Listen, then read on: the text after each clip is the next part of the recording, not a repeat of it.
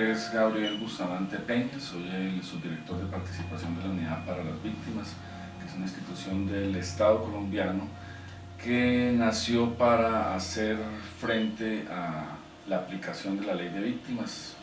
que es una ley que reconoce en primer lugar la existencia de un conflicto,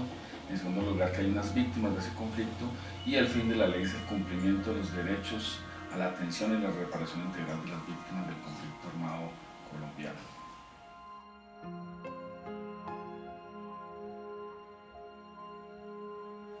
Bueno, el proceso de paz actual que está realizando el gobierno colombiano con la guerrilla de las FARC y el inicio de diálogos con el ELN, pues tiene una primera etapa que, como todo proceso, tiene que ser confidencial. Es ese primer acercamiento con un actor armado que es muy delicado, que es bastante neurálgico y que necesariamente pues tiene que tener unos puntos que tienen que estar ajenos y blindados de ataques externos, de malformaciones externas. Por eso el inicio del proceso de paz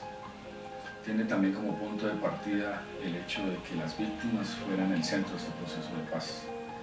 Y eso dio para que el gobierno colombiano se la jugara para hacer una ley de atención y reparación integral a víctimas que iniciara en medio de esa negociación secreta, pero sin haber terminado el conflicto, que es lo que estamos haciendo aún hoy después de 5 años de aplicación de la ley de víctimas en medio de la guerra. Se llegó a una convicción profunda, que es un hito no solo en Colombia sino a nivel internacional, de que las víctimas estuvieran en el centro del conflicto por principalmente 2 razones. Una, la participación, la irrupción, la aparición en la agenda pública del tema de las víctimas, empezando por los desplazados forzados desde los años 90. La organización de las víctimas en diferentes escenarios, mujeres víctimas, jóvenes, indígenas, afrodescendientes, víctimas de desaparición forzada, las madres de los falsos o mal llamados falsos positivos, y todo un conglomerado de organizaciones, de apuestas desde las organizaciones de derechos humanos frente a los derechos de las víctimas, y una madurez política que se fue ganando con el tiempo, de la cual derivó varias posiciones interesantes que fueron haciendo irrupción en las agendas, que fueron haciendo irrupción en las presiones que se hacían en su momento a quienes tenían en sus manos la toma de las decisiones. La primera, la urgente necesidad de parar el conflicto armado y de llegar en su momento a lo que se llamaron los acuerdos humanitarios. La segunda, una convicción profunda al interior de las organizaciones de víctimas de que se tenía que pelear unos derechos independientemente de quién fuera el victimario. Estamos hablando de guerrillas, paramilitares y Estado colombiano principalmente, y esa posición empezó a chocar fuertemente tanto con las guerrillas, que no aceptaban que había víctimas del Estado, como con el Estado mismo, que se negó por mucho tiempo a reconocer las víctimas del Estado y darles derechos y garantías. Y un tercer elemento unificador muy pero muy fuerte es que las víctimas siempre han sido, junto a las organizaciones de derechos humanos que las han acompañado, quienes han liderado de alguna manera decirlo, las intenciones de paz, la búsqueda de ponerle fin al conflicto armado. Toda esa visibilización se sumó además a los avances, a la consolidación de un derecho internacional de los derechos humanos en pro de las víctimas, la consolidación de la Corte Penal Internacional, la consolidación del Sistema Interamericano de Derechos Humanos y una cada vez mayor exigencia internacional de que en el marco de procesos de transición los derechos de las víctimas fueran tenidos en cuenta y fueran impajaritables a la hora de hacer herramientas jurídicas para poner fin a conflictos o escenarios de violaciones masivas de derechos humanos. Creo que los 2 elementos se conjugan muy bien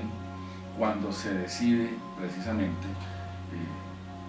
obviamente una decisión política, pero una decisión política que va acompañada, vuelvo y digo, de esa presión que ejercen las víctimas, de esa irrupción en la agenda pública, se vuelven muy importantes para el país, para los sectores políticos, sociales y hasta económicos. Y 2, vuelvo y repito, hay una presión internacional dada por la consolidación del derecho internacional de derechos humanos pro víctima.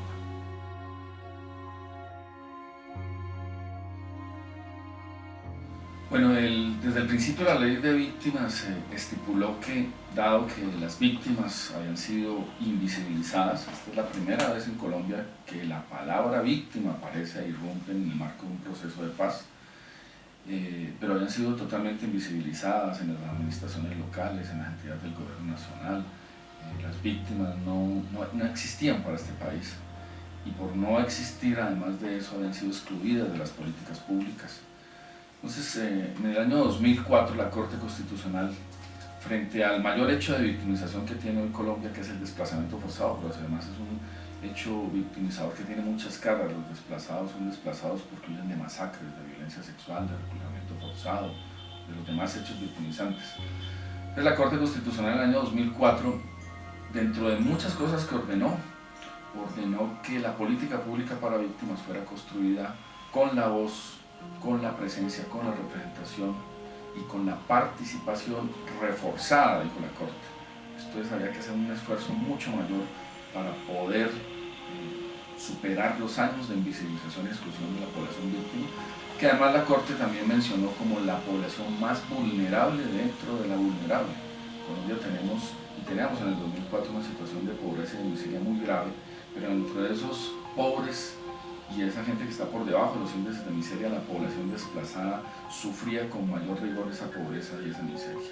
La Corte ordenó hacer un mecanismo de participación reforzada y es donde aparece el protocolo de participación para las víctimas que expide la unidad en el año 2013 y se convierte en el primer instrumento legal en Colombia y en el mundo que da unas pautas de participación y de incidencia política en la construcción de las medidas de atención y de reparación integral en el marco de un conflicto armado.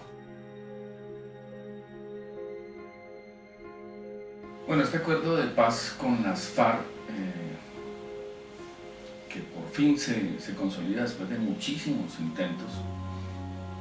explorar su éxito creo que tiene que ver con muchos factores. El primero, hay un desgaste de la acción militar, y no solo en las FARC, sino también en el Estado colombiano. Un desgaste después de una intensificación del conflicto en los 8 años en que el presidente Uribe tomó como opción política la guerra, y eso tiene unas consecuencias presupuestales. Se calcula en 270 billones de pesos el costo de la guerra en esos 8 años. Un desgaste en vidas humanas, en sufrimiento y sobre todo en degradación del conflicto.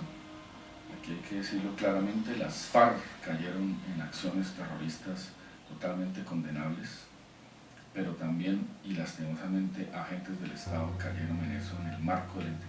intensificación de la guerra. Tercero, creo que la búsqueda de alternativas políticas por fuera de las armas en toda América Latina también fue un factor político de presión muy grande para que sectores que en algún momento apoyaban la subversión en Colombia pues abandonaran esa apuesta, y el reflejo de los gobiernos, independientemente de la valoración política que tengamos, pero gobiernos que llegaron y que triunfaron por la vía de las urnas y no de las armas en todo lo largo y ancho de América Latina, pues fue un factor importante también para que hoy estemos en Colombia negociando políticamente el conflicto armado. Tercero, que cuando se plantea ya y se anuncia el proceso de paz, hay un acompañamiento a este proceso prácticamente unánime por todos los sectores políticos de América Latina, de Norteamérica, de Europa, de Asia. Hay una solidaridad con el fin del conflicto en Colombia.